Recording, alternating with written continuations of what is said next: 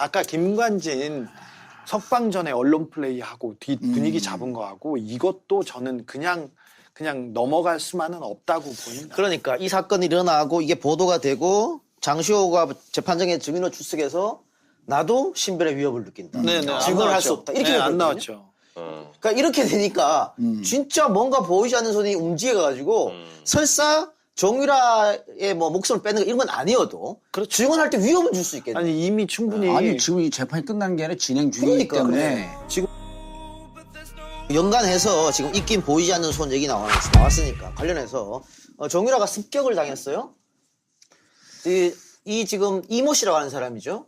이것도 뭐 보이지 않는 손이 작용한 게 아닌가 그런 얘기가 많아요. 그러니까 상식적으로 좀 이해가 되지 않는 사건이야. 그 돈을 노렸는데 대낮에 그것도 몇 번이나 그 집이 어떤 데인지 벌써 사전 탐방을 몇 번 하고 인터넷으로 검색하고 좀 이상하단 말이죠. 그 사건 좀 정유라 집인지 알고 알고 갔죠. 알고 거죠. 갔죠. 아니 처음에는 무슨 메시지를 전달하려고 갔다 그랬잖아. 네. 그러니까 이게 그 정유라 집 그 빌딩 미승 빌딩 네. 거기는 마스터 키가 없으면 6, 7층으로 올라가지는 못하거든요. 이거 누를 수가 없어요. 호텔하고 똑같이 돼 있어. 그것도 다 파악했다는 거예요. 이 사람이. 제가 정유라 최순실 이 미승빌딩 담당을 한 지 10년 정도 됐기 때문에 여기 1층에 베트남 쌀국수집이 있는데 네. 굉장히 그 맛집이에요. 그거 잘 되고 잘 손님이 돼요. 무지하게 많다 수집 그러더라고. 많은데 토요일 날이나 일요일 날 늦잠 좀 주무시고 점심 몇 시쯤 드세요?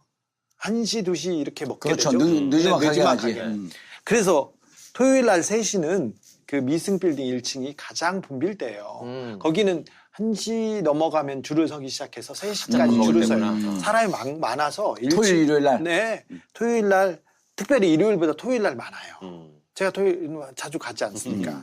그 토요일 날 가면 그 발레 기사가 3명, 4명 정도 돼요. 와. 3명, 4명은 작은 날이고 더 많기도 해요. 그리고 1층에서는 위로 올라가는 그 입구가 있는데 거기로는 들어갈 수가 없어요. 거기 발레하는 아저씨들이 앞을 서 있고 그다음에 경비 아저씨가 있어야 되는 마스터키를 바로 내지 않으면 바로 돌려가요. 이모 씨, 이 괴한은 지하로 들어갔습니다. 지하와 1층에 마스터키로 6, 7층 그러니까 정유라가 사는 집으로 올라가는 그 통로가 있습니다. 근데 이 친구가 지하로 가서 경비원을 제압합니다. 경비원을 제압하는데 총과 칼로 제압을 해서 총도? 네, 총 들고 갔어요. 총과 해서 진짜 총이야? 장난감 총이에요. 그래서 그 사람을 끌고 문 앞으로 갑니다. 영화에서 보셨죠? 그래서 예. 문 열어. 택배 왔습니다. 이렇게 해서 열으라고 했어요. 문을 여니까 이 친구가 그 경비원을 묶고 올라갑니다. 그 경비원을 제압하기 직전에 정유라는 주요 증인이어가지고 경찰이 한 명 붙어서 관리를 하고 있어요. 그런데 그 사람도 따돌렸어요.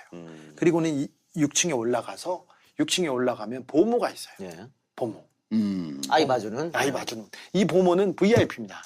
이 보모는 이 프랑크푸르트 독일에서부터 온 거야? 독일도 같이 갔죠. 그리고 저기 덴마크도 같이 갔는데 7층에 바로 못 가서 6층을 간 야, 거예요. 6층에서 내려서 7층으로 가는 거예요. 7층 가려면 6층으로 가야 돼. 근데 6층에 내려갈 때 보모가 있었는데 이 보모는 VIP예요. 이 사람이 프랑크푸르트 공항에 나오지 않습니까? 그러면 대한항공 지점장 그리고 영사가 나와가지고 쫙 이렇게 했답니다. 영사관에서 나왔다는데 누가 나왔는지 모르겠어요. VIP로 쭉 나갔던 그런 사람이고 집안에서 계속 키웠던 사람인데 보모가 있는 거예요. 보모가 있었을 때 이 40대 괴한이 가가지고 보모를 위협했어요. 위협하고 뭐를 했냐면요. 신분증을 뺏었어요. 보모에? 아니 도둑질하러 가서 왜 그걸 뺏어요? 자, 돈이 필요해서 갔다는데 신분증을 뺏어요. 그리고는 신분증에 있는 그 주소와 주민번호를 다른 데 불러줬어요. 전화로? 불러줬어요. 전화가 2대 있었는데. 자, 그리고는 위층으로 올라갑니다. 위층으로 올라가서 위층에는 정유라하고 이암계 씨, 마필 관리사가 거기에 지내고 있어요. 원래 6층은 정유라가 살고 7층에 애기랑. 최순실하고 정윤혜 씨가 살았어요. 원래 각방 썼어요. 거기서 오래 살던 집에 거기가? 원래 살던 집이에요. 근데 정윤혜 씨, 생물학적인 아버지라는 정윤혜 씨는 나갔죠. 그리고는 정윤회 씨 방을 정유라가 쓰고 있어요. 최순실은 빵에 갔으니까. 그리고 6층은 보모가 쓰고 있어요. 여기를 이제 7층을 정유라하고 이렇게 저기 그 이 씨가 이렇게 같이 지내고 있는데, 자, 이렇게 올라가서 소란이 있어서 올라갔지 않습니까? 가니까 그 이 씨가 나왔어요. 네. 나왔는데 키도 크고 빼짝 말았지만 키도 크고 그래서 뭐냐고 해서 다퉜을 거 아니에요. 근데 이 괴한이 이 친구한테 올라가면서 한다는 말이야. 야, 너하고는 볼 일 없어. 정유라 나오라고 그래. 나 누가 보내서 왔는데 너하고 할 얘기가 있어. 그렇게 얘기를 해요. 그러니까 누가 보내서 왔는데 그게 이제 메시지를 전달하러 왔다. 처음에 그렇게 된 거구나, 그게. 네, 그게 그건데, 그러니까 지금 금전적으로 우발적으로 넘어왔다고 지금 발표했지 않습니까? 그게 카드비 때문에 왔다고. 네, 말이 안 돼요. 이것도 말이 안 되는데, 그래서 자, 그 사이에 이게 또 엉키고 그랬는데, 이 칼이라는 게 누가 그냥 가서 이렇게 찌를 수가 없어요. 조폭들 그래가지고 옛날에 조폭들 무슨 훈련 시키냐면요. 연습하잖아. 돼지찌를 칼을 보통 이렇게 갖고 찌르면 칼이 이렇게 쭉 밀려서 손이 다 나가요. 손이 다 나가. 그리고 이거 못 찔러요. 찔러보지 않아. 돼지 찌르고도 그 느낌 조폭하려고 그 맘먹고 나온 애들도 돼지 찌르고도 옆에 가서 울고 소주 먹고 막 그래요. 많이 봤어. 지금 이 내가. 괴한은 전과도 없다 그러더라고요. 전과도 없어요. 그런데 다투는데 얘를 잘 찔렀어요. 한 번에. 확 찔렀어요. 근데 조금만 빗나갔으면 심장을 찔릴 만큼 하고 피도 많이 나오고 굉장히 위독했어요. 위독한 사이에 정유라가 이제 방 문을 닫고 문을 버티면서 전화를 했죠. 검찰에 전화를 해가지고 신고를 했죠. 그래서 달려왔는데 이 친구가 지금 이렇게 벌인 일이 우발적으로 보기에는 너무 말이 안 되잖아요. 근데 저는 더 이상한 게 뭐냐면요.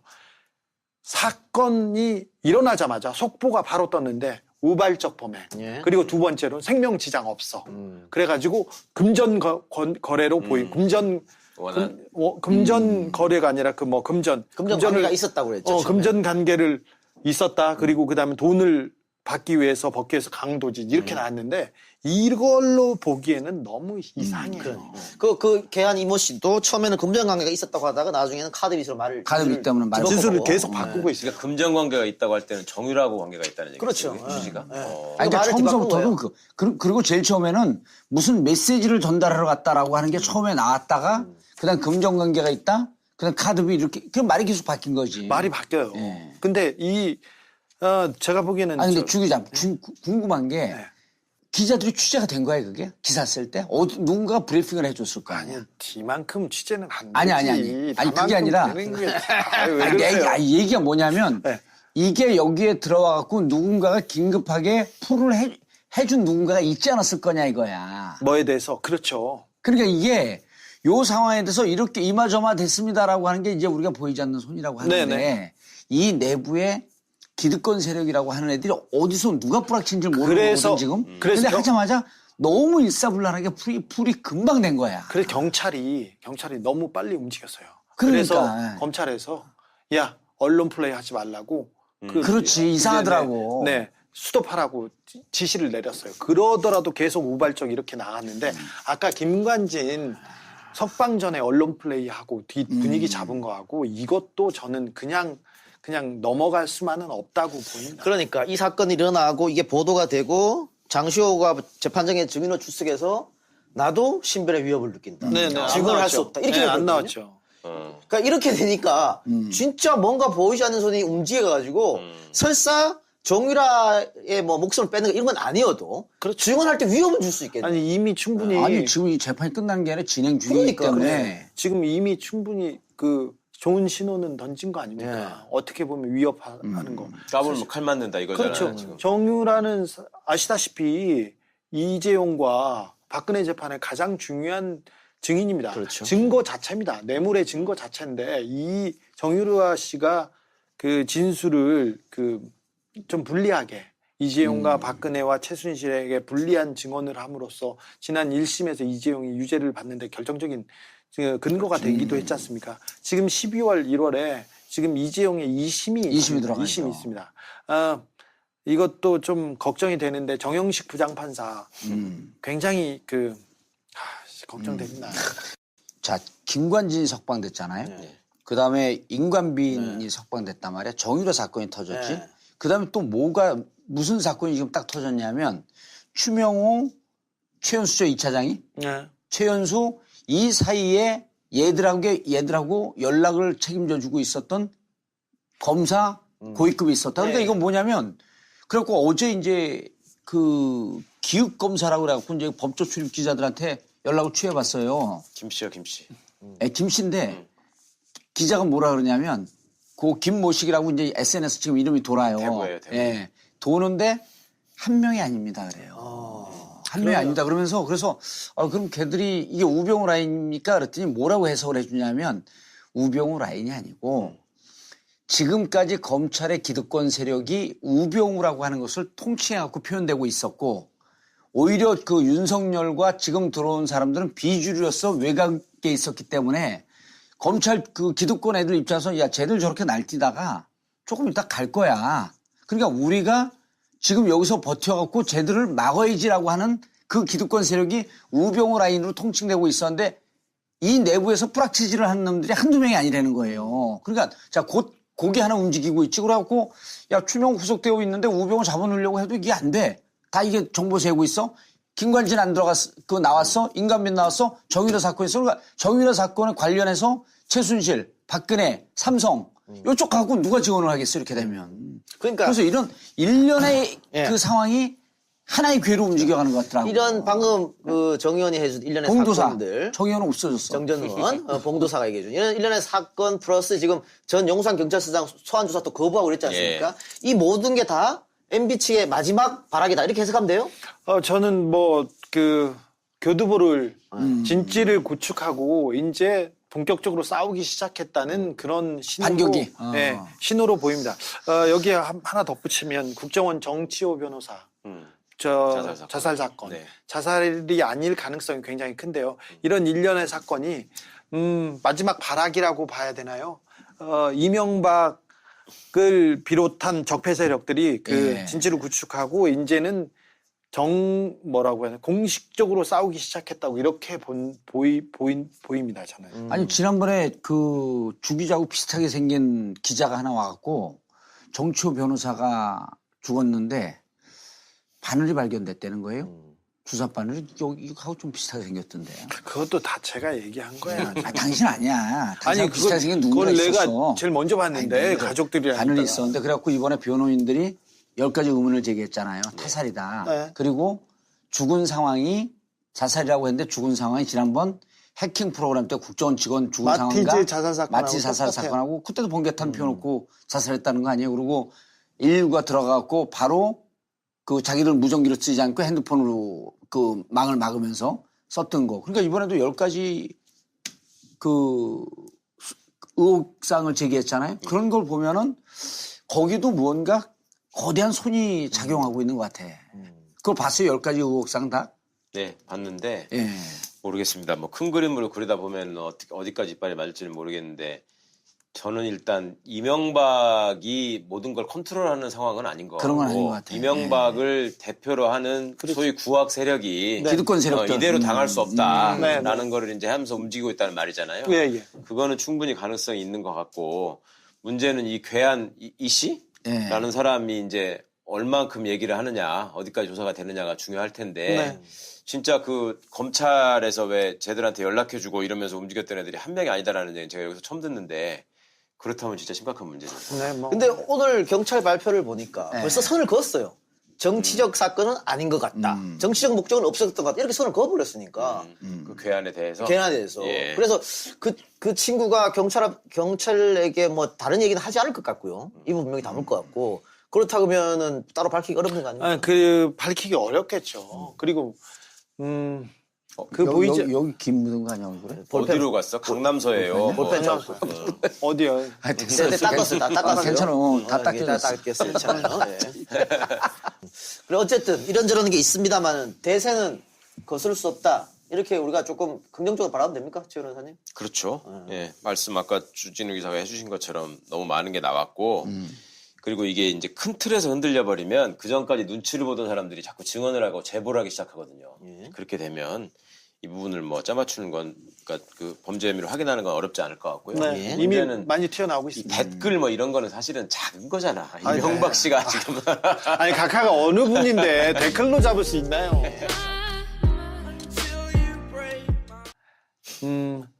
그 경비원을 제압하기 직전에 정유라는 주요 증인이어가지고 경찰이 한 명 붙어서 관리를 하고 있어요. 그런데 그 사람도 따돌렸어요. 그리고는 6층에 올라가서 6층에 올라가면 보모가 있어요. 예. 보모. 아이 봐주는. 나이 봐주는. 이 보모는 VIP입니다. 이 보모는 이 프랑크푸르트 독일에서부터 온 독일도 같이 갔죠. 그리고 저기 덴마크도 같이 갔는데 7층에 바로 못 가서 6층을 가는 야, 거예요. 6층에서 내려서 7층으로 가는 겁니다. 7층 가려면 네, 6층으로 가야 돼. 지 근데 6층에 내려갈 때 보모가 있었는데 이 보모는 VIP예요. 이 사람이 프랑크푸르트 공항에 나오지 않습니까? 그러면 대한항공 지점장 그리고 영사가 나와가지고 쫙 이렇게 했답니다. 영사관에서 나왔다는데 누가 나왔는지 모르겠어요. VIP로 쭉 나갔던 그런 사람이고 집안에서 계속 키웠던 사람인데 보모가 있는 거예요. 보모가 있었을 때 이 40대 귀환이 가가지고 보모를 위협했어요. 위협하고 뭐를 했냐면요. 신분증을 뺏었어요. 보모에. 아니 도둑질하러 가서 왜 그걸 뺐어요? 자, 돈이 필요해서 갔다는데 신분증을 뺐어요. 그리고는 신분증에 있는 그 주소와 주민번호를 다른 데 불러줬어요. 아, 전화로? 불러줬어요. 전화가 2대 있었는데. 자, 그리고는 위층으로 올라갑니다. 위층으로 올라가서 위층에는 정유라하고 이아무개 씨, 마필 관리사가 거기에 지내고 있어요. 원래 6층은 정유라가 살고 7층에 애기랑 최수인 씨라고 정윤혜 씨가 살았어요. 원래 각방 썼어요. 거기서 오래 살던 집에 거기가? 원래 살던 집이에요. 근데 정윤혜 씨, 생물학적인 아버지라는 정윤혜 씨는 나갔죠. 그리고는 정윤혜 씨 방을 정유라가 쓰고 있어요. 최수인 씨는 빵에 갔으니까. 그리고 6층은 보모가 쓰고 있어요. 여기를 이제 7층을 정유라하고 이렇게 그 이 씨가 이렇게 같이 지내고 있는데 자, 이렇게 올라가죠. 아까 김관진 석방전에 언론 플레이하고 뒤 분위기 잡은 거하고 이것도 저는 그냥 넘어갈 수만은 없다고 보입니다. 그러니까 이 사건이 일어나고 이게 보도가 되고 장시호가 재판정에 증인으로 출석해서 나도 신변의 위협을 느낀다. 증언을 할 수 없다. 이렇게 안 됐거든요. 나왔죠. 그러니까 이렇게 되니까 진짜 뭔가 보이지 않는 손이 움직여가지고 설사 정유라의 뭐 목숨을 뺏는 거 이런 건 아니어도 증언할 때 위협을 줄 수 있겠네. 아니 이미 충분히 아니, 지금 이 재판이 끝난 게 아니라 진행 중이기 그러니까, 때문에. 지금 연관해서 지금 있긴 보이지 않는 손 얘기 나왔으니까 관련해서 정유라가 습격을 당했어요. 이 지금 이모 씨라고 하는 사람이죠.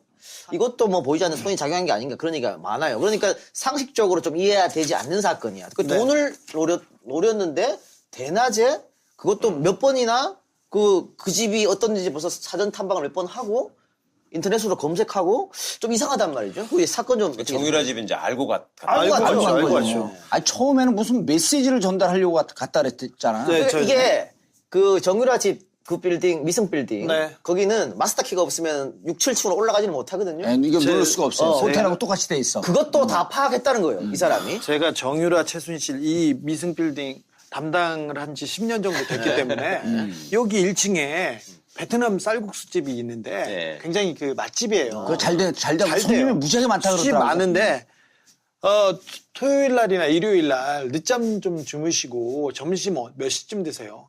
1시, 2시 이렇게 먹게 그렇죠. 되죠. 늦지막하게 하지.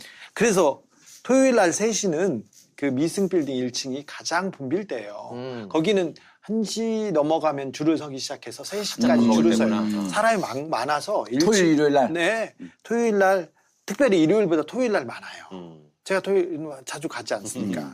그 토요일 날 가면 그 발레 기사가 3명, 4명 정도 돼요. 3명, 4명은 작은 날이고 더 많기도 해요. 그리고 1층에서는 위로 올라가는 그 입구가 있는데 거기로는 들어갈 수가 없어요. 거기 발레하는 아저씨들이 앞을 서 있고 그다음에 경비 아저씨가 있어야 되는 마스터키를 바로 내지 않으면 바로 돌려가요. 이모 씨, 이 괴한은 지하로 들어갔습니다. 지하와 1층에 마스터키로 6, 7층 그러니까 정유라가 사는 집으로 올라가는 그 통로가 있습니다. 근데 이 친구가 지하로 가서 경비원을 제압합니다. 경비원을 경비원을 제압하는데 총과 칼로 제압을 네. 해서 총도? 네, 총 들고 갔어요. 총과 해서 아, 진짜 총이야? 장난감 가짜 총이에요. 그래서 그 사람을 끌고 문 앞으로 갑니다. 영화에서 보셨죠? 그래서 예. 문 열어. 택배 왔습니다. 이렇게 해서 열으라고 했어요. 문을 여니까 이 친구가 그 경비원을. 경비원을 묶고 올라갑니다.